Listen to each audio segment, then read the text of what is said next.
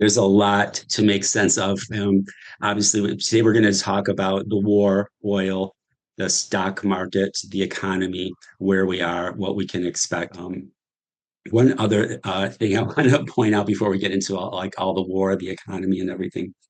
This is an interesting statistic. This comes from the New York Times. It turns out that all the time listening to your cable company's hold music can cost more than just your sanity. A new report puts the accumulated cost of I love this term, if you haven't heard it before, the annoyance economy. The annoyance economy, a term for fraught everyday interactions like dealing with spam, robocalls, hidden fees, insurance claims, subscription cancellations. They put the cost of this, according to the New York Times, at $165 billion.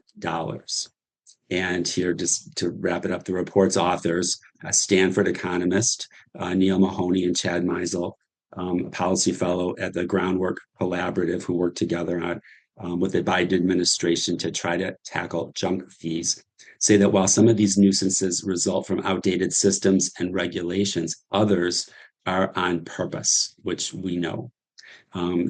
These researchers concluded that companies make it difficult to end subscriptions, earn anywhere from 14% to 200% more in revenue.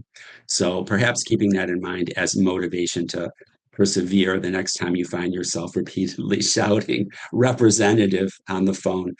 We have had so many issues of fraud, robocalls. It gets to be where the two-factor authentication, the passwords, it gets to take over your life, especially for us in the financial services industry. And it's really upsetting what we have to deal with. And there is a cost to it in terms of the time. And we try to minimize this for our clients.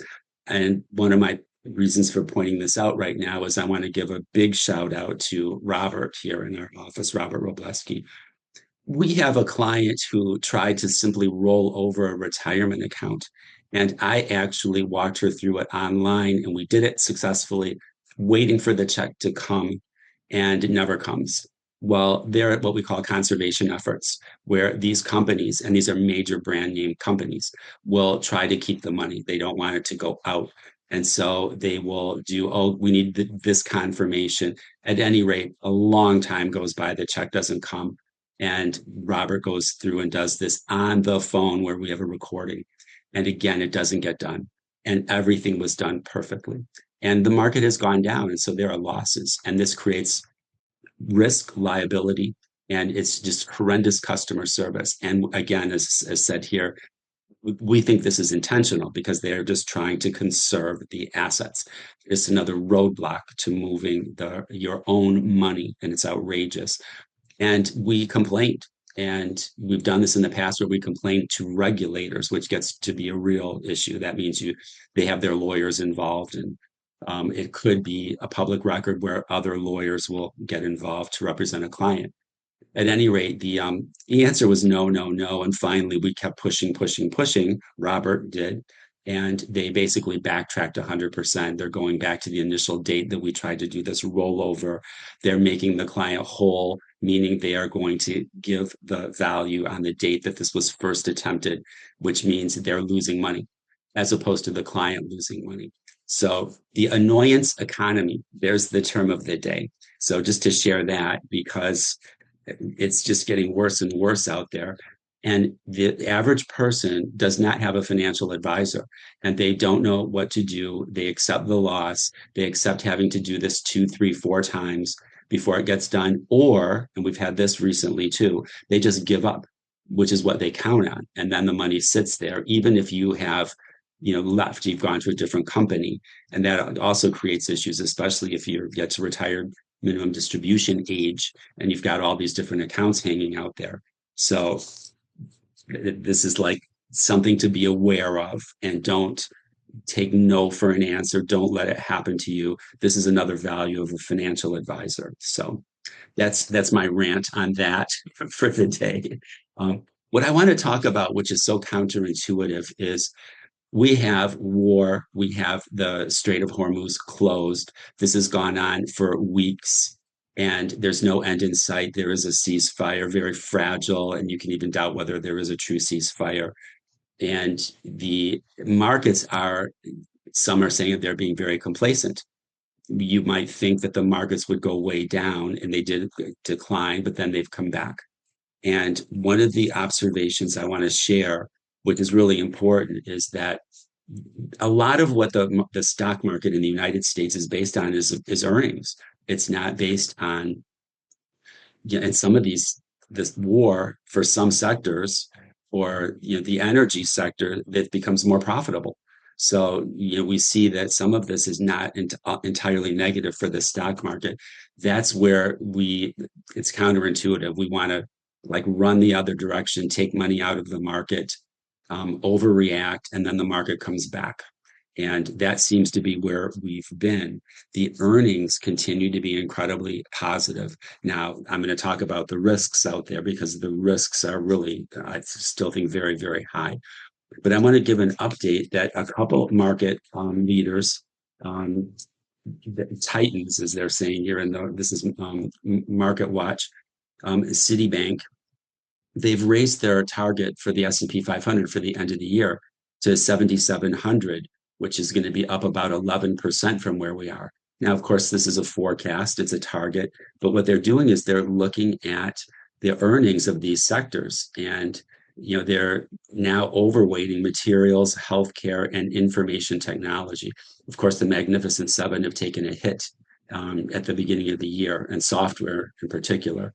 So, but they are now increasing their forecast for the S&P 500 for the end of the year. The same is true of BlackRock, and they are now recommending overweighting U.S. stocks where before they were neutral.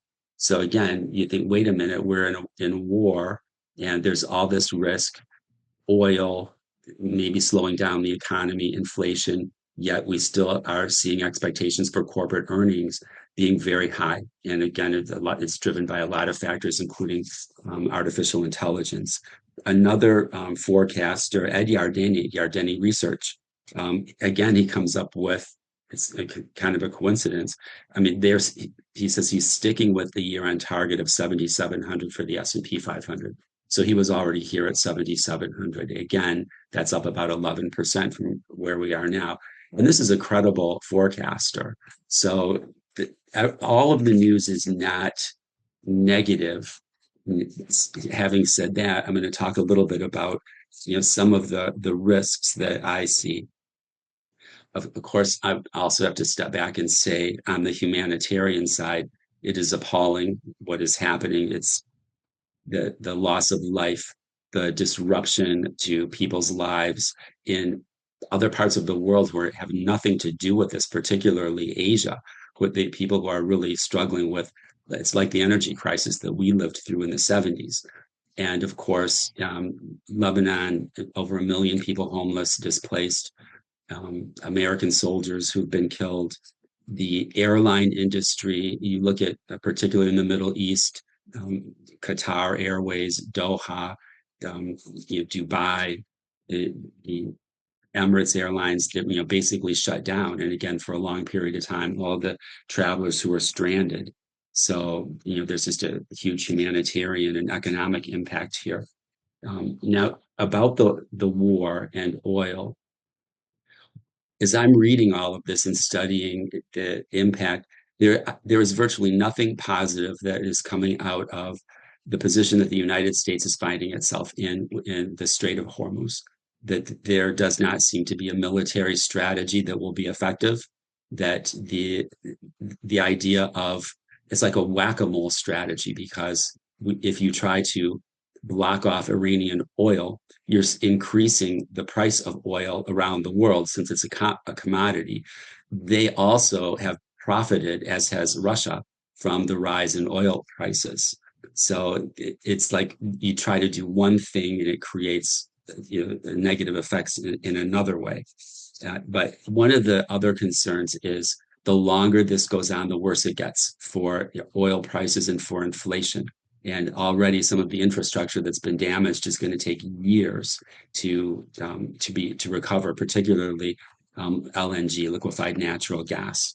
There's estimates that they could take 5 years to repair some of the damage in the Middle East to the infrastructure. One of the things that I am concerned about is looking forward.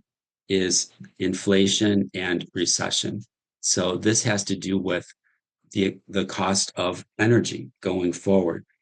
Here is an analysis. This is from Reuters. The current inflation rate in the US is 2.4%, according to the Consumer Price Index, with an update covering March. Actually, it's gone up a little bit. We're getting over 3%. And of course, this is still nothing compared to where it was nearly 9% in June of 2022. But here's a quote. My sense is if we hit $150 to $200 a barrel, we're just over $100 a barrel now, for a month or two, so even temporarily, that's very likely to tip the economy into a recession, says Daniel Mankinoff, a U.S. forecasting specialist and economist at the University of Michigan. That tipping point could come faster than expected. Consumers tend to start changing their spending habits when they're worried about higher prices or job security. And there's more on that in a second. You go out less, you promise to switch to buy cheaper store brands, which we've already seen happening, where we talk about consumer staples versus consumer discretionary, where people are going to dollar stores. You take fewer trips, and this is the cascading effect. A drop in spending can lead to lower growth, and then the economy edges closer to recession. So, what could get more expensive as a result of the war in Iran? Anything that requires diesel. Diesel is much more expensive than regular gasoline. And diesel powers trucks, freight vehicles, construction equipment, farm equipment, marine vessels, air travel. You have probably heard that 20% of the world's oil and liquefied natural gas goes through the Strait of Hormuz. 40% of the world's jet fuel goes through the Strait of Hormuz. So right now we're seeing airlines cut back on their flight schedule. And there's been pressure now on the European Union to protect the airlines because, again, we could see that there are shortages of jet fuel. And there's like 3 months before we start seeing shortages getting into the busy northern hemisphere travel season. So air travel can be affected. All of these things are to Iran's advantage, where they can outlast maybe the economic pain that we would experience in the Western world or the rest of the world. Food prices, especially due to fertilizer, plastics and packaging, which uses petroleum, synthetic clothing, technology and electronics, anything made with aluminum. Gulf countries supply about 9% of the world's aluminum. Cars, it just goes on and on and on. All of these things can be made more expensive. And it's very likely that these prices are going to go up. They will stay higher than before the war. So that's a loss. And this also reduces the likelihood of the Fed cutting interest rates. There was a thought that the Fed would be cutting interest rates going into the year. The market was actually pricing in interest rate cuts. And now it's getting less and less likely that we will have interest rate cuts if we have higher inflation, especially when energy just goes through the whole economy. So that's definitely a risk. And nobody is talking about recession right now. We still have solid GDP growth. However, the forecasts are somewhat lower. But then again, we get these mixed messages where the earnings are still very solid. So our strategy in dealing with the stock market and our clients' investments is to try to manage the risk, because the risk is still enormous, particularly later this year. And so we have managers, as many of you know, who will reduce risk, get out of the market partially or entirely. And the one that we're working with who gets out of the market all at once entirely has done phenomenally well. And you can't always count on that. And again, these strategies aren't for everyone. There are people who just want to remain invested. It's within their time frames, their risk tolerance, their goals. That's perfectly fine too. But if you're in retirement or close to retirement, or your risk tolerance is lower, then we want to make sure that you're properly positioned. And again, I've commented many times, when we have all of these disruptions, we don't have people calling us all the time with just freaking out. That's people are generally positioned and doing a lot better because of the risk control that we have. There's a lot of interesting statistics that are coming out, and I'll just share this one. This is also from the Index of Consumer Sentiment, which comes out monthly. And this is a leading economic indicator. Has to do with how confident the consumers are. The share of consumers saying that their financial situation is worse compared to a year ago due to higher prices jumped to 54% in April versus 47% in March. This is now the highest on record. And there's a chart here that goes all the way back to the 1970s. And this is the University of Michigan Index of Consumer Sentiment. So this is when consumers get to feel negative, they stop spending. So this is another signal that we look at to see how this will carry out. We've had this where the top of the economy has been spending and sustaining things, but we'll see how this goes. But right now, it's again for all of the disruption, there's still reason for economic optimism. The market forecasts are higher, and I think there's some optimism, whether it's misplaced or not, that this will be resolved. Of course, there is the taco trade. Trump always chickens out that if the stock market goes down enough, then it will be he'll back off, and we may be in a position where that could happen with both the stock market, the bond market, or energy prices, where then it declares victory somehow, and this winds down. But it's hard to. It takes two to do that. It's not like his policy pronouncements on tariffs, so it can be a bit complicated. So at any rate, that's my update. The bottom line is it's not all negative. There's a lot of reasons for some optimism both in the stock market and in the economy. And we may wrap this up early, but we'll see if there are any questions or any other topics. Great, David. Thank you. We do have a couple of questions, and we'll get to those. And please feel free to add any further questions you may have as we're starting a question and answer segment. Getting started, Mitch asks, do you think Trump knows he will change his mind to benefit his own pocket by having the market go down and rise when he changes his mind? Along with that, do you think that there are investors who count on this? Yes, and it's a great question, and I think it should be investigated, and hopefully it will be.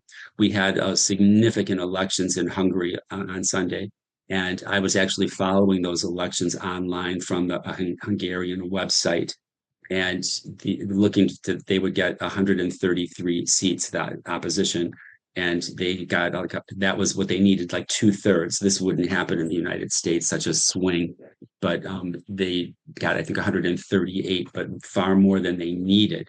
And the reason that they wanted this was to be able to undo a lot of the anti-democratic laws that were put into place, and also the new president, Peter Majak, was saying, we have to have justice. We have to go after the guilty, because there is enormous corruption, just like we have in the United States.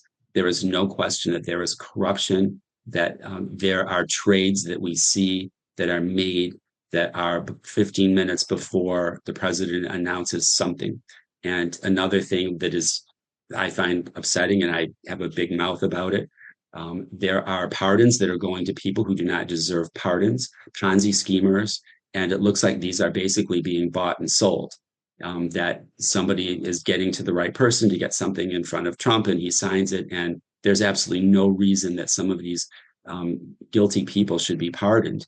And it adds to the victimization of these people who may have been in line to get some sort of restitution.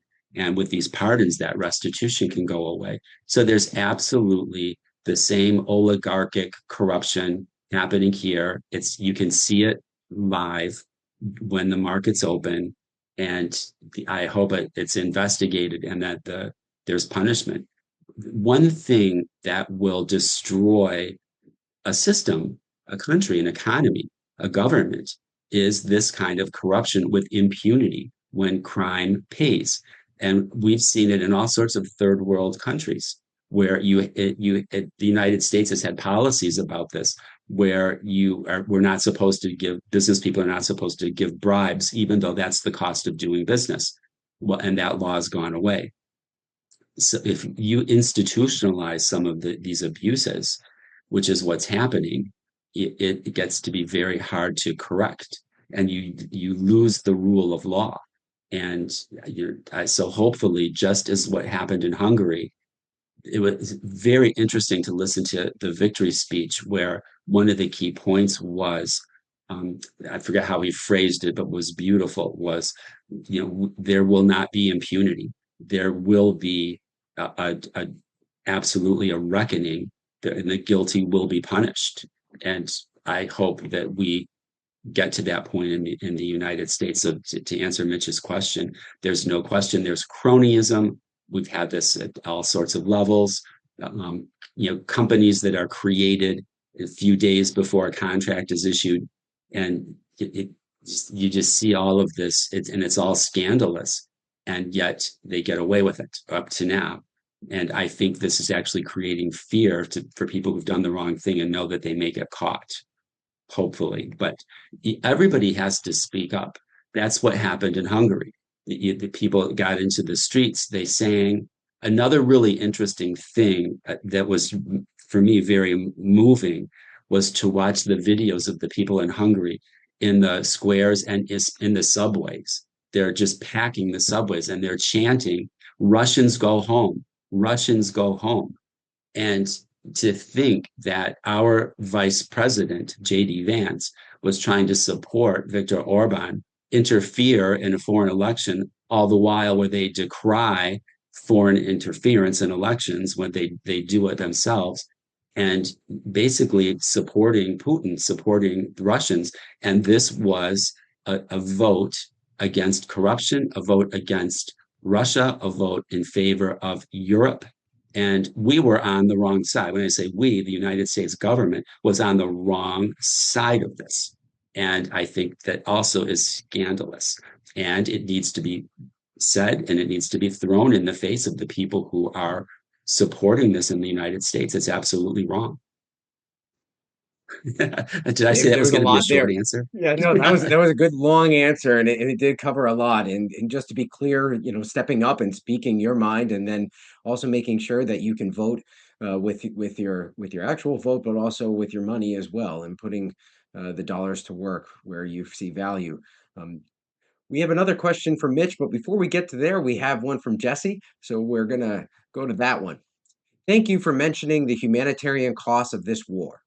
Profits and financial gain are great, but not as the unnecessary cost of human life. I guess this is more of a comment into the point of just the point of having more money spent on this war, but also the cleanup.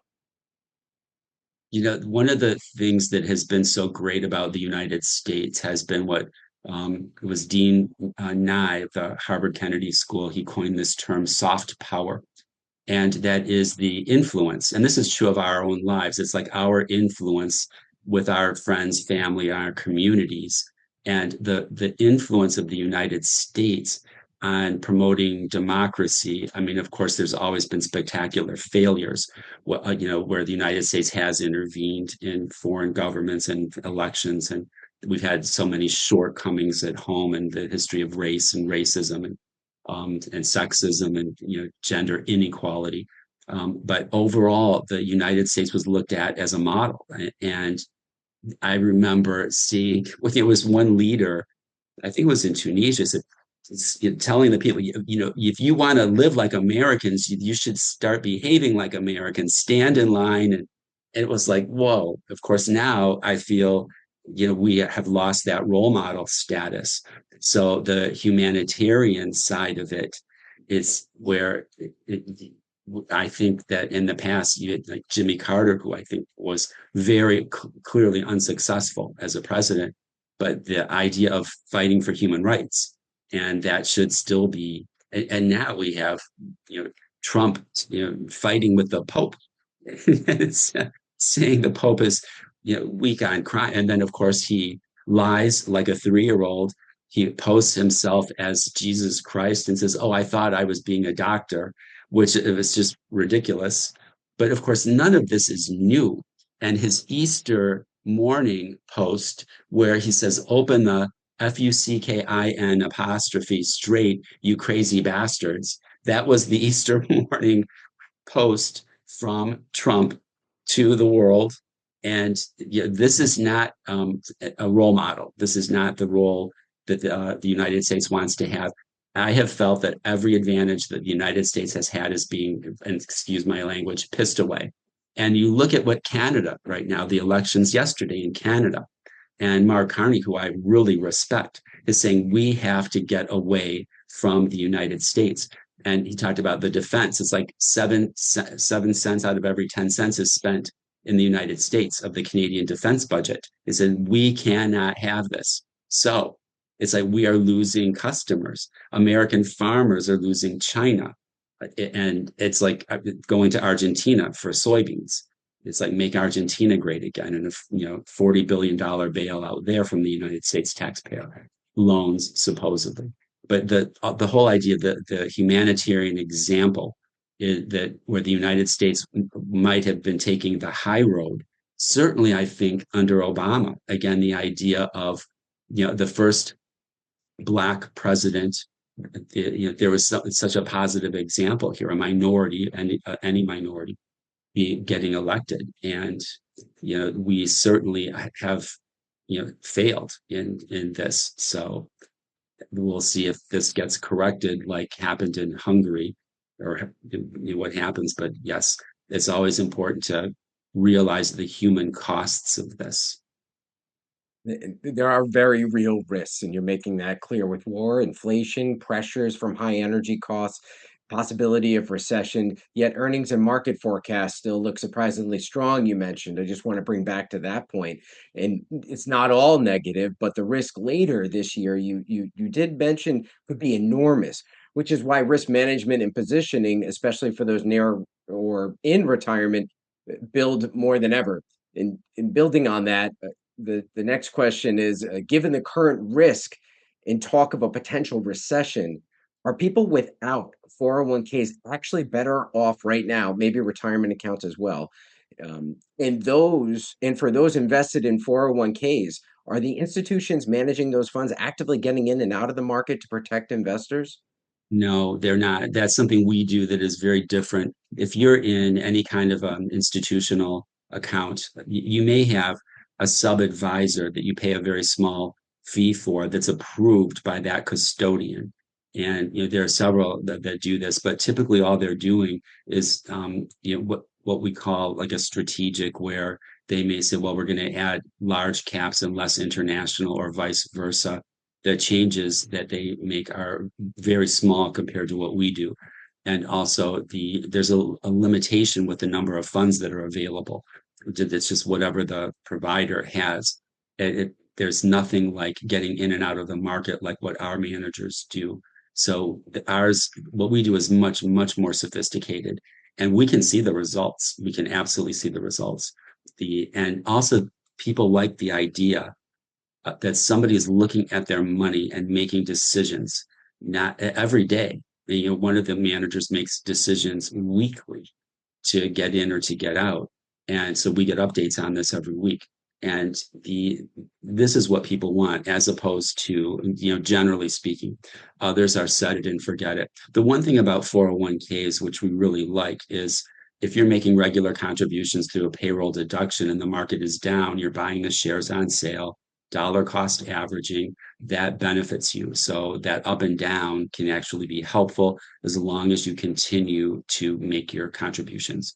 So we encourage people to not let the market downturns discourage them from saving, still keep saving. And it's like that's particularly true on the current contributions. If you want to change your existing pot of money, if you will, that you've already accumulated, you can do that. You can you can split that decision and say, the money I've accumulated, I want to make more conservative, but the money I continue to save, I want to have more aggressive. Because again, if the market goes down, you buy more shares on sale. Again, that's something we would help you review and give you some tips. But it is based on a personal risk tolerance. And I will ask questions about, how would you feel if the market did this?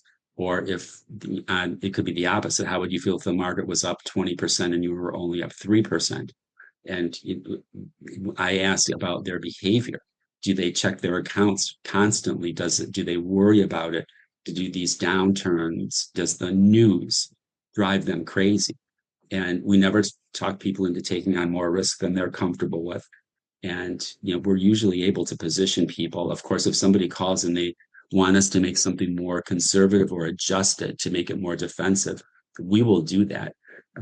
Of course, if we think somebody's about to do the wrong thing, that's our job, is to say, I wouldn't do this. If they still want us to do it, we will do it, but we'll give them our advice. We're advisors. We absolutely give that advice, and that's what we're here for. So if anybody wants advice on what to do, we'll give you what we think is in your best interest. Thank you. We have covered how war, inflation, recession risk, and annoyance economy impact markets, legal planning, and risk management, and whether 401k investors are being actively protected. This has been a lot of fun. Thank you, David, for all of your feedback and knowledge having to do with the subject of economy and markets. We would like to hand it back over to DTC now to finish us up. You. I'm just going to kind of, part of our mission is to assist beyond, creating financial plans, is helping people age well and helping those in the LGBTQ community deal with specific challenges in the community. And so we have some programs coming up that we're offering to do that. I'm going to share a little bit about some of that. We have an ongoing Ages and Pages book group that we've been doing for like a year plus, and it's been pretty successful. Now we're doing it bi-monthly. Tomorrow we're actually doing the next one, this book by Steele Bloom, The 5 Types of Wealth, which is not just financial plan, not just money, it's time, social, mental, and physical. All of these types of wealth are in your life. So we're going to talk about that. What's interesting about doing the book clubs is I just read Pew Research where it said, I think close to 65 or 70% of Americans read at least one book a year. However, only 7% of Americans are in a book club, which might be why, so people are afraid to come to the book club, because even if they've read the book, or if they haven't read the book, they're afraid. Our book group discussion, you don't have to read the book. It's because these topics we bring up are about different areas of life, and it's not necessarily like specifically reading about this, it's about reading about the topic. So if you haven't read the book, feel free to come. And I just received this in the mail yesterday. Moving On Doesn't Mean Letting Go. This is our June book. It's if you've had loss in your life recently or even not recently, we're going to be discussing how to deal with navigating loss in the modern world, because life is tough. So that's our next one. And then specifically for our LGBTQ, for La Vida Pride, we have the 6-month series of end-of-life planning with several other speakers. Our next session we have 2 more, one in May, one in June. Our next session is May 13th with a death doula and a hospice chaplain speaking about loss and grief are not just from death, they're from many things in our life. Life is a constant series of losses and changes, and how do we deal with that? Specifically within the LGBTQ community. So I welcome people to attend that. Even if you're not part of the LGBTQ community, it's a very common experience for all of us. So